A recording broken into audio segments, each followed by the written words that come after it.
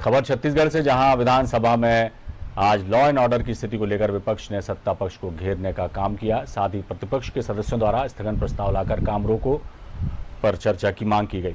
कानून व्यवस्था, इसके साथ ही सदन में आज झीरम हत्याकांड का मामला भी गूंजा। नेता प्रतिपक्ष धर्मलाल कौशिक ने कहा कि कानून व्यवस्था को लेकर हमने स्थगन दिया था, जिस पर चर्चा हो रही थी, जिसमें सत्ता पक्ष की तरफ से झीरम तक का मामला आया, लेकिन उसके पश्चात जो स्थिति निर्मित हुई वो सदन के लिए ठीक नहीं है। वहीं कानून व्यवस्था को लेकर पूर्व कृषि मंत्री और विधायक ब्रजमोहन अग्रवाल का कहना है कि पूरा छत्तीसगढ़ तो अपराध का गढ़ बन गया है और सत्ता पार्टी के संरक्षण में ये अपराध हो रहे हैं। जी, कानून व्यवस्था को लेकर के हम लोगों ने स्थगन दिया था। स्थगन पर चर्चा हो रही थी और इसमें उसके बाद में झीरम तक का मामला उधर से आया और उसके बाद में जिस प्रकार की स्थिति निर्मित हुई, मुझे लगता है सदन के लिए ठीक नहीं है। और हम लोगों ने ये तय किया है कि इसको हम आने वाले समय में परंपरा बनने नहीं देंगे, इसको नजीर नहीं बनाना है। देखिए, पूरे छत्तीसगढ़ में जो अपराध है वो नए नए तरीके से हो रहे हैं। पूरा छत्तीसगढ़ अपराध का गढ़ बन गया है और लगभग उसमें सत्ता पार्टी के सभी लोग शामिल हैं। उनके संरक्षण में अपराध हो रहा है। बात ये हो रही थी कि पुलिस कितनी कारगर है और सत्ता पक्ष की ओर से जब ये बताया गया कि अनेकों प्रकरणों में जिनका जिक्र हुआ उसमें गिरफ्तारियां भी हो गई, फिर भी जब बात सामने आ रही थी तो झीरम घाटी का रेफरेंस उसी बाबत आया कि आप कह रहे हो कि कार्रवाई पुलिस कितनी कर पा रही है, कितनी कर पा रही, तो आपने कितना किया था? आपके शासनकाल में देश का सबसे भीषण हत्याकांड, सार्वजनिक जनप्रतिनिधियों का, सार्वजनिक लोगों का सबसे बड़े हत्याकांडों में जिसको जनप्रतिनिधियों का माना जाता है, उसमें वो सरकार 6 साल तक कुछ भी नहीं कर पाई। सबसे बड़ी बात यह है, जो मैंने वक्तव्य में कहा है बात, लगभग 30 घटनाक्रमों का एक साथ जोड़ के उन्होंने स्थगन दिया। उसमें लगभग 26 प्रकरणों में तो हम लोग अपराधी को गिरफ्तार कर चुके हैं और लगभग 3 प्रकरण है जिसमें गिरफ्तारी शेष है, एक आत्महत्या का है। पुलिस की जो जिम्मेदारी है, पुलिस का जो काम है, पुलिस की जो भूमिका है, उसको हम बखूबी कर रहे हैं और 24 घंटे से 3 दिन के अंदर सारे अपराधी गिरफ्तार हुए हैं। तो जिस तरह से विपक्ष ने सदन में सत्ता पक्ष को कानून व्यवस्था के मुद्दे पर घेरा, तो उसका जवाब भी दिया गृह मंत्री ताम्रध्वज साहू ने। टीएस सिंहदेव भी बरसे विपक्ष पर। और इस खबर पर हम सीधे चलते हैं, हमारे स्टेट एडिटर नितिन चौबे हमारे साथ जुड़े हुए। नितिन जी, सदन में हंगामे की स्थिति देखने को मिली, झीरम घाटी का मुद्दा भी उठा और कानून व्यवस्था पर विपक्ष ने सवाल खड़े किए, क्या कहेंगे? जी, निश्चित तौर पे आज विपक्ष ने स्थगन प्रस्ताव लाया था और स्थगन पे चर्चा चाह रहा था विपक्ष, उसको सदन की आसंदी से ग्राह्य किया गया।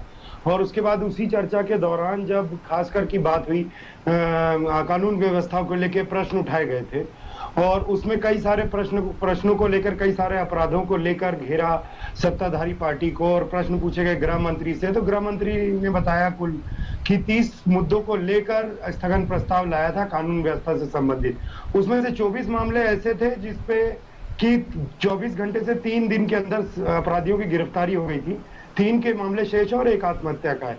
उसको लेकर भी कई सारी रस्साकसी सदन के अंदर चल रही थी और इसी बीच में धर्मलाल कौशिक नेता प्रतिपक्ष है, उस विषय में कुछ कहना चाह रहे थे, लेकिन अचानक चूंकि उस स्थगन प्रस्ताव के ग्राहक के जो लोग बोलने वाले के नाम थे वो नहीं थे लिस्ट में नेता प्रतिपक्ष का, और ना ही आसंदी ने उनका किसी इशारे को देख पाया था। उसके चलते काफी विवाद की स्थिति हो गई और जब कानून व्यवस्था पे प्रश्न चिन्ह खड़े कर रही थी, खासकर कि ब्रजमोहन अग्रवाल ने जो बताया कि प्रदेश की कानून व्यवस्था पूरी तरह चरमराई हुई है, यहाँ कई तरह के माफिया डेवलप हो चुके हैं, जिला वाइज जिम्मेदारियां दी गई हैं माफियाओं को, चाहे वो रेत हो, शराब हो, अवैध उत्खनन हो या किसी भी चीज का, कुल मिला के अपराध, एक संगठित अपराध को उन्होंने कहा कि यहाँ जन्म दिया जा रहा है सरपरस्ती में, कुछ विशिष्ट लोगों की सरपरस्ती में। उनने विपक्ष को सत्ता पक्ष को सीधे सवाल उठाते हुए कहा कि कानून व्यवस्था के मामले में पूरी तरह जो है सरकार फेलुअर नजर आ रही है। वहीं धर्मलाल जी। कौशिक ने, नेता प्रतिपक्ष ने कहा कि प्रदेश में जो कानून है, महिलाओं को लेते बढ़ते अपराध हैं, और कई सारे उदाहरण उन्होंने अपने इस वक्तव्य में दिए, और उन्होंने कहा कि ये परंपरा गलत है जी। कि कोई स्थगन प्रस्ताव के लिए ग्राह लाया जा रहा है और उसके पूरे पॉइंटों को सुने बिना अगर विपक्ष आरोप लगाने लगे, उल्टा सत्ता पक्ष आरोप लगाने लगे विपक्ष पे, क्योंकि चर्चा इस तरह से चालू हुई थी कि कानून व्यवस्था को लेकर थी अविनाश जी, और यहाँ पर सत्ताधारी कांग्रेस पार्टी के नेताओं से ये जवाब आया कि कानून व्यवस्था आपके समय में क्या थी, जबकि झीरम जैसा राष्ट्रीय लेवल का सार्वजनिक हत्याकांड हुआ, सारे शीर्ष नेता छत्तीसगढ़ के मारे गए, तो कानून व्यवस्था क्या आपको उसको बेटर कहेंगे। इस परंपरा को लेकर विवाद की स्थिति पैदा हो गई। स्थगन प्रस्ताव को जो ग्राह करने की स्थिति थी उसको अग्राह कर दिया गया और विपक्ष ने काफी हंगामा किया। सदन जो है वो बुधवार तक के लिए स्थगित कर दिया गया। कुल मिलाकर जी कानून व्यवस्था का एक ऐसा मुद्दा हुआ था अविनाश जी कि जो अगर विपक्ष आज की डेट में कानून व्यवस्था को लेकर सत्ता पक्ष को बोल रहा है तो उल्टा आरोप उनके भी समय पे कहीं कहीं लगने को आता है। झीरम जैसे मामले के दाद उनके शासनकाल में भी उनके ऊपर है। स्वाभाविक है नितिन जी कि जब झीरम घाटी का जिक्र होता है तो छत्तीसगढ़ में जो नक्सलवाद हावी है वहां के कई इलाकों में, उसको लेकर भी सवाल उठते हैं, चाहे सरकार किसी की भी रही हो। इस पर कोई बातचीत हुई, सरकार की तरफ से किसी कुछ कहा गया या विपक्ष की तरफ से इस विषय में कोई सवाल उठाया गया? जी निश्चित, जब झीरम का जिक्र निकला तो सदन में काफी सारी चर्चाएं उठी। एनआईए का मुद्दा है कि इसकी जांच एनआईए कर रही है। सत्ताधारी नेताओं ने यह भी कहा कि उस टाइम जो आज सदन के नेता है, नेता प्रतिपक्ष हुआ करते थे, तो उन्होंने उस तरफ की सीट पे ये मांग उठाई थी कि हमारे पास साक्ष्य है झीरम घाटी के हत्याकांड के और हम उसको प्रस्तुत कर सकते हैं।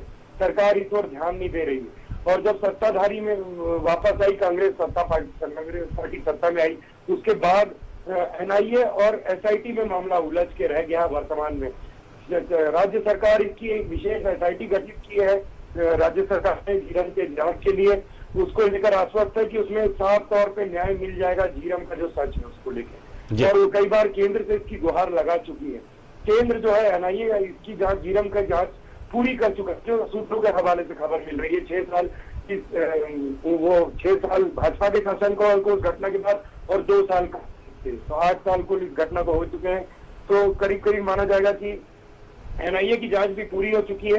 तो राज्य जो है इसमें एनआईए की रिपोर्ट मांग रहा है और एनआईए राज्य सरकार देने से डिनाई करते आई है केंद्र। इस बात का मामला भी, ये भी एक राजनीतिक सरगर्मी पकड़ लेता है कि आखिर झीरम का सच कब सामने आएगा और लोगों को न्याय कब मिलेगा।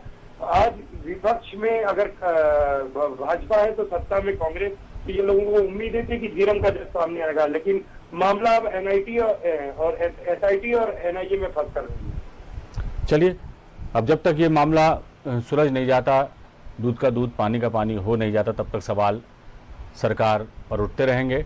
और कानून व्यवस्था को लेकर जो स्थिति अभी छत्तीसगढ़ की है उस पर जवाब तो दिया है गृह मंत्री ने कि ज़्यादातर मामलों में अपराधियों को पकड़ा जा चुका है और कुछ मामले ही बचे हैं जिसमें अपराधी अभी पुलिस की गिरफ्त से दूर हैं, तो उन्हें भी पकड़ लिया जाएगा।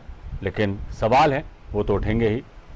देखना होगा आगे आगे होता है क्या। बहुत बहुत शुक्रिया नितिन जी इस तमाम जानकारी के लिए।